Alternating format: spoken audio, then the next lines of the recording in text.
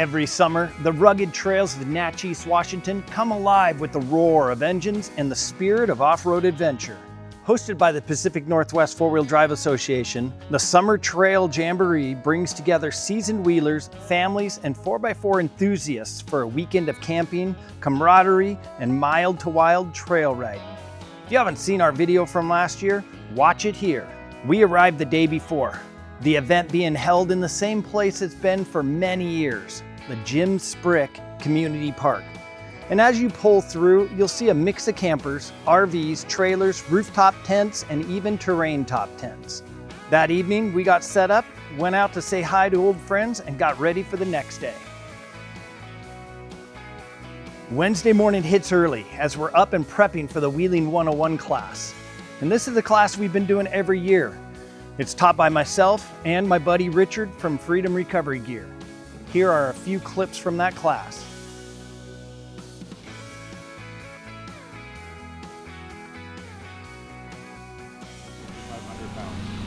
We could drag most of your vehicles with us before it broke. Size doesn't matter, okay? You can have really high quality smaller stuff that is substantially stronger than what visually looks like. Oh, this looks big and heavy and strong. Well, a small piece of gear made with quality can be quite stronger. So look at your labels, know your labels. This class is open to beginners and veterans alike. And this class offers something for everyone, no matter what your experience level is.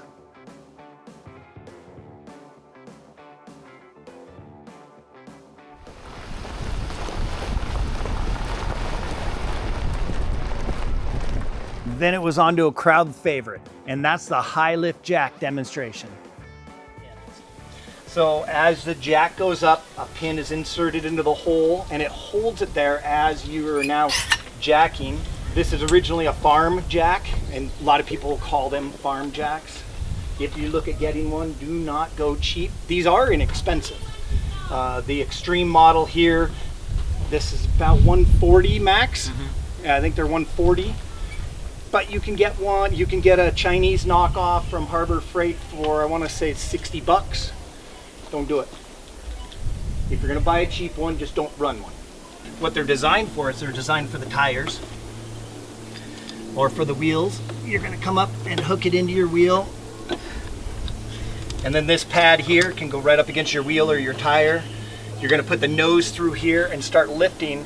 Now we're lifting the tire instead of the vehicle.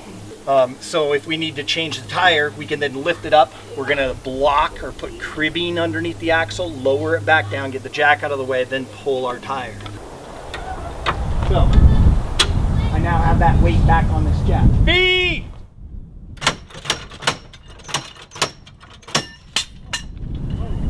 Whoa. So that's not just one hit. If you let a jack get away from you, it can create lots of damage.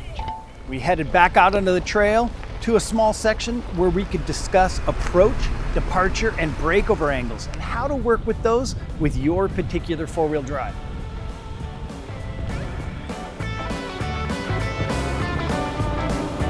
Roll your slow on this here, lean on the other side more. Close. You feel how you're...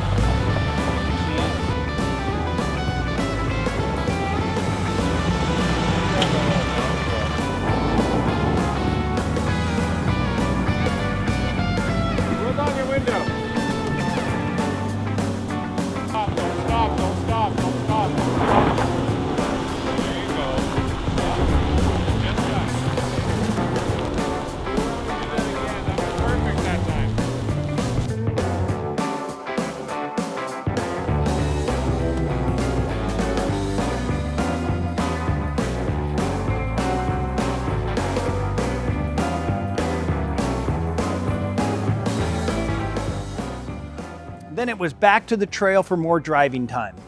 Participants got a chance to navigate smaller ruts and some not too steep loose hill climbs.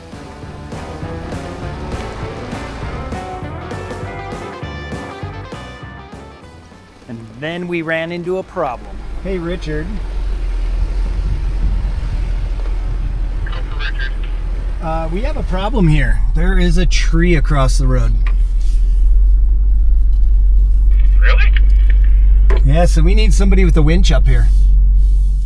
A good-sized tree had come down across the trail.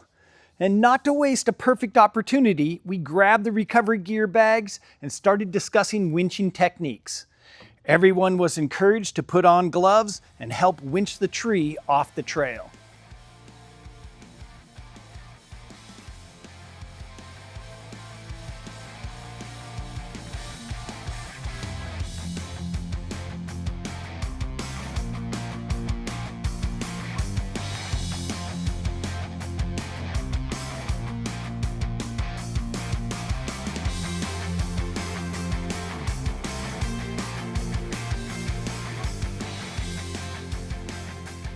This is in. Once I do this, I don't have to keep doing this. I can stop. If I put my fist up, that's stop. If I do below my shoulder, that's winch out.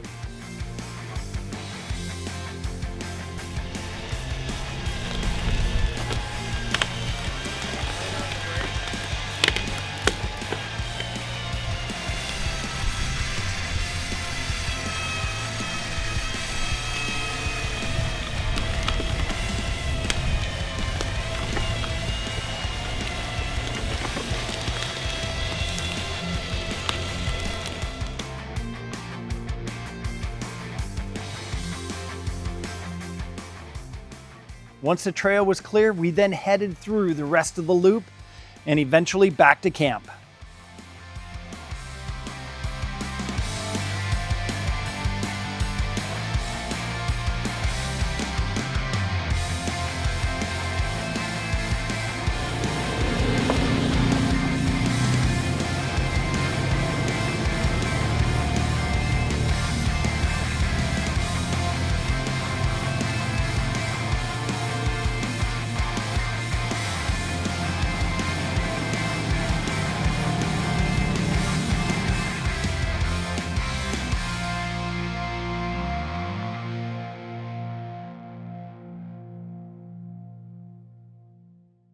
Back at camp, there was a catered barbecue dinner. Tonight, it was tri-tip, and boy, was it good. This event is one of our favorites because it has a family-forward focus. Some of these families here are 3 and 4 generations.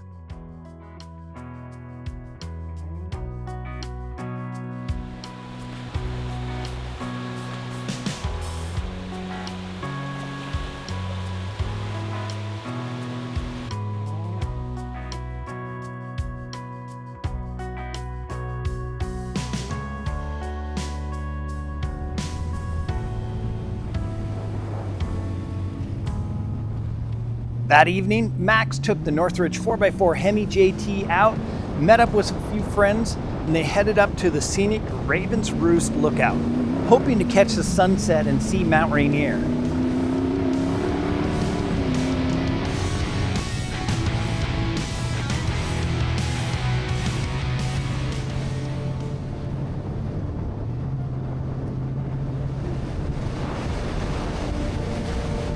But as they got closer to the top, thick fog surrounded them, closing in what was usually a spectacular view. Fierce gusts of wind pelted all while walking around the top. It was a little gloomy, but they said it was nice after a hot, dusty day.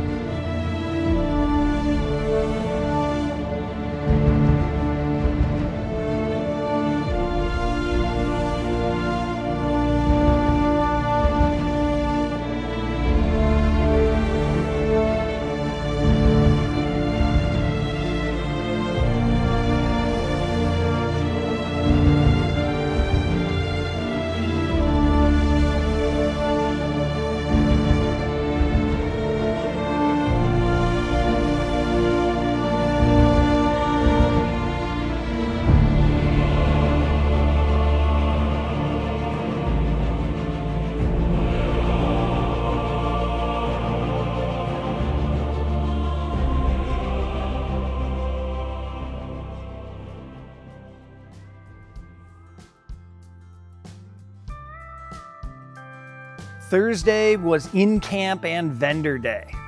Supporting brands set up booths, showcasing products and builds.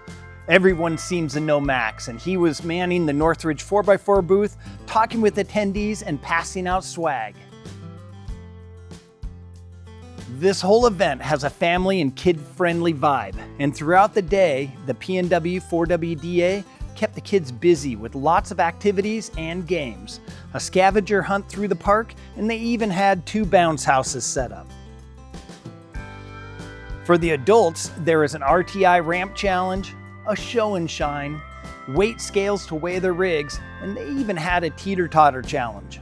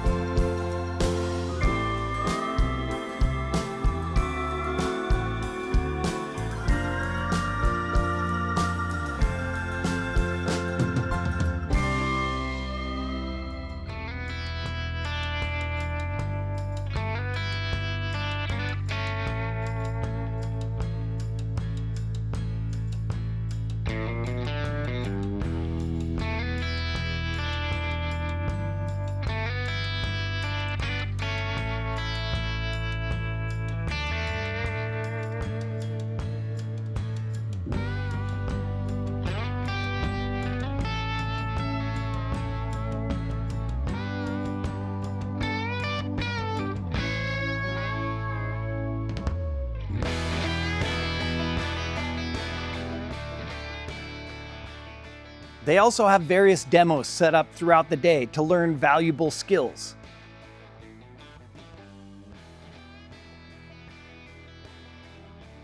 Now we try to do a new recovery demo each year, and this time around, it was all about the advantages of adding pulley blocks to winching.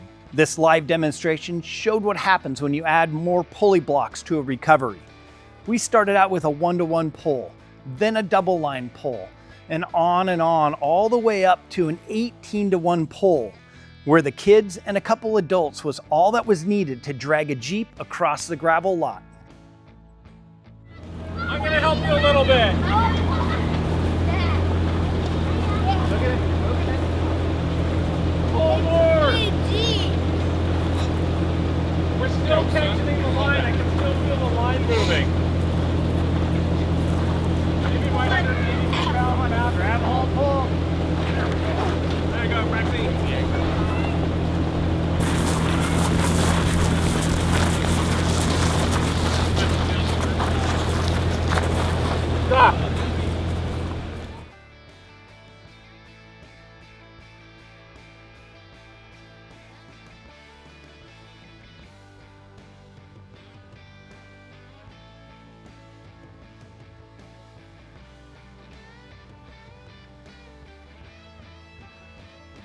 And there was one that clearly went above and beyond, and this is purely for bragging rights.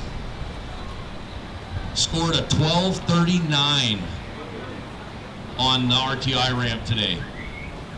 Host number 43, H43, that's Kyle Peterson. The CJ5. Little story behind that rig, his dad built that rig almost going on 30 years ago, and then it got passed down to him, and he revamped it. I'll tell you what, there was a sound off. It was really, really close, but there was about 6 people behind. That thing's angry when you're up in the RPMs.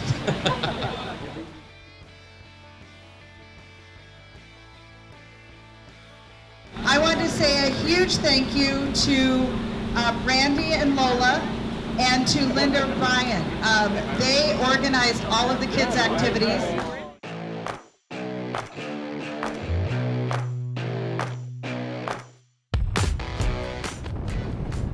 Later that afternoon, Max took the Hemi JT along with a few other rigs up to the Moon Rocks Funny Rocks area to get some playtime on some tougher obstacles.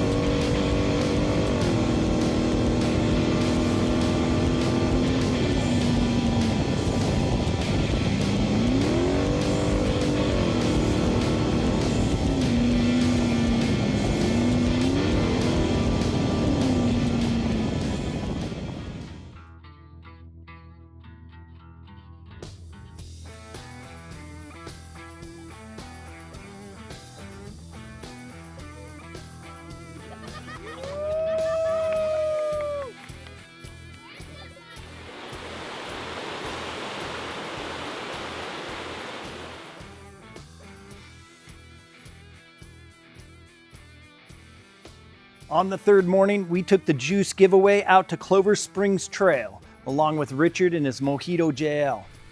The original plan was to meet up with the club-guided group that day, but we were running about an hour behind them. It was a beautiful sunny day out there on the trail, and we missed the large clouds of dust that normally accompany large groups.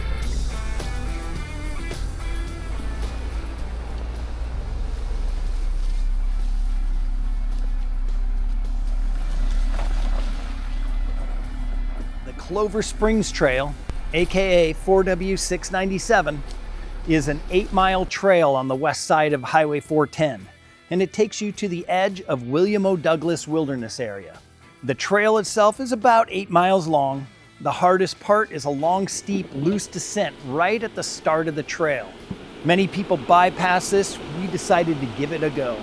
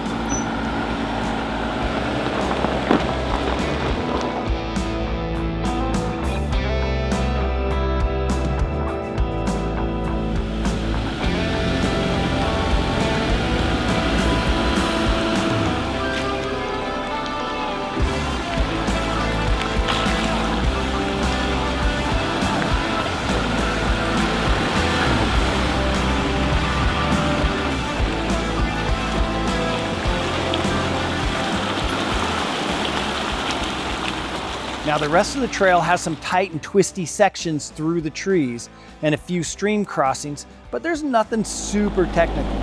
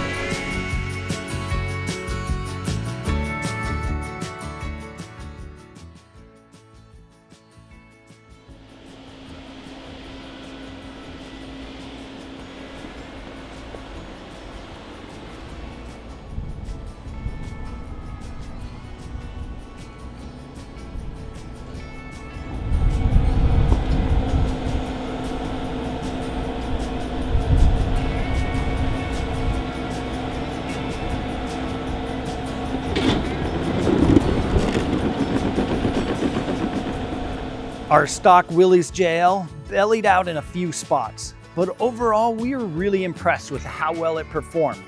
This would be the perfect platform for the Jeep owner who occasionally hits mild trails.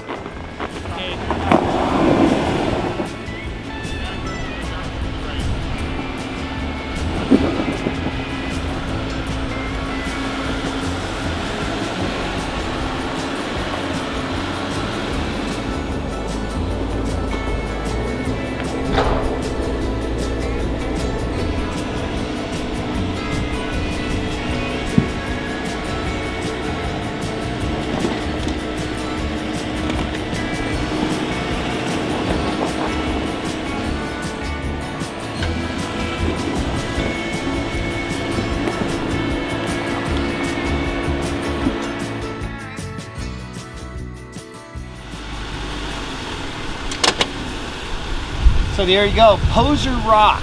We're partway through the Clover Springs Trail, and I gotta say, for a bone stock Willys with nothing done to it, this is working pretty well. It's been challenged in a couple spots, but for the most part, it's quite impressive.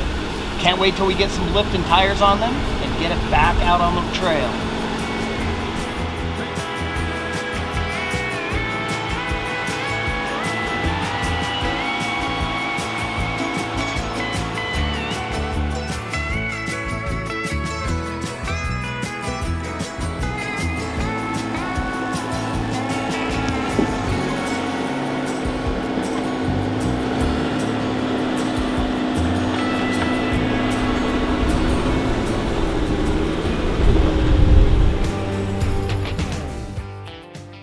Driving amongst the charred ghost forest left over from the Schneider Springs fire of 2021, the two brightly colored Jeeps stood out in stark contrast with the blackened trees. And one thing that really stands out was how much green growth there was, wildflowers and native plants and other life coming back to the land. It's amazing what Mother Nature can do.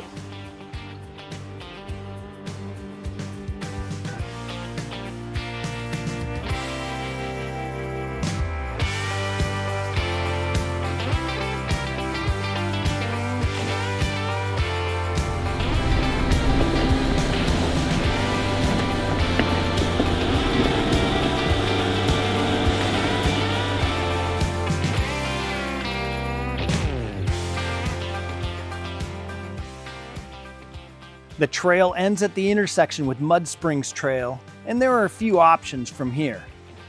You can head north towards Little Bald Mountain for some great views and a quicker exit back to 410, or turn left and head back towards Nile on the Mud Springs Trail.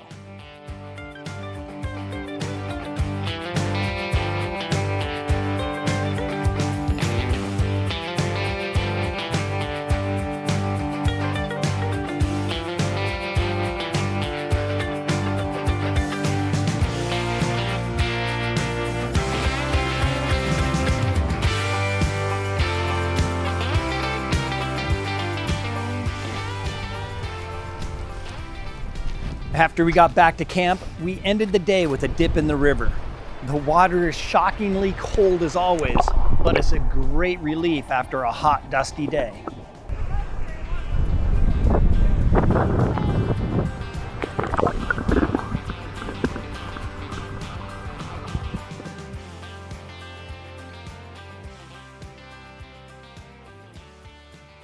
Our videographer, Reagan, ended the day by driving his TJ back up to Raven's Roost just in time for a spectacular sunset.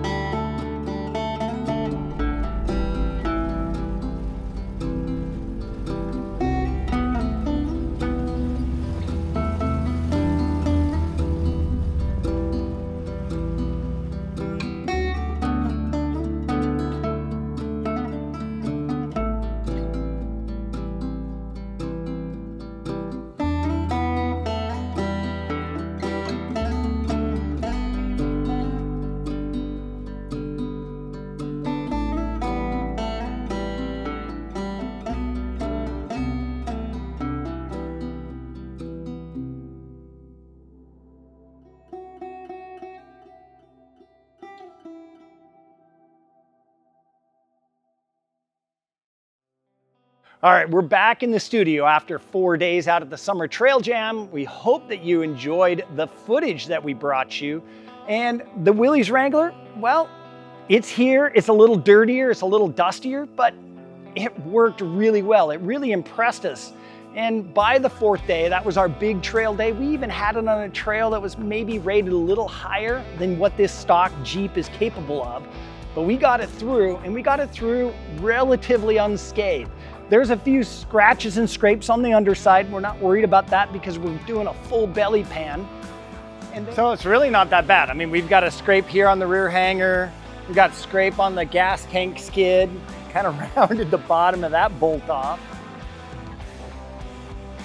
And of course, scrapes all the way down the gas tank skid. And oh, so here's probably the most amount of damage is right here. I was on this cross member. We actually pushed this up quite a bit. So that's probably about a ½ inch higher than it should be. It just caved right in on this weak point. And definitely tagged this rear spring hanger right here pretty good. I know we got hung up on the axles a couple times, but really they don't look too bad. I got a little scraping right here. Oh, and the tailpipe, of course. Well, we tagged the rear trailer hitch just a little bit. We already popped that in out at the local RV park, but we popped it back out. Now it's back in and we scraped it pretty good right there. But of course, this is all getting replaced. Normally, this is one of the first spots you see ginked up is these little tubes right here get flattened out really easy. I'm surprised we mangled that back there before we mangled this up here. We popped that plastic rear bumper cover kind of a little bit loose. Some of those plastic clips came loose.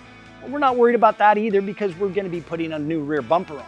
So the first thing we need to do is get this thing up in the air. So we're gonna do the first mod that all Jeepers like to do with their Jeeps, and that is get it up higher and put some bigger tires on. So we've got a lift kit and bigger tires, and that's gonna be our very first video coming at you as we build these giveaway Jeeps. So if you wanna see how we're gonna build up this Juice Willys Wrangler and that Mojito Nighthawk Gladiator, well, hit that subscribe button and stay tuned for more videos. And then I'm gonna say thanks for watching today. We'll see you again soon.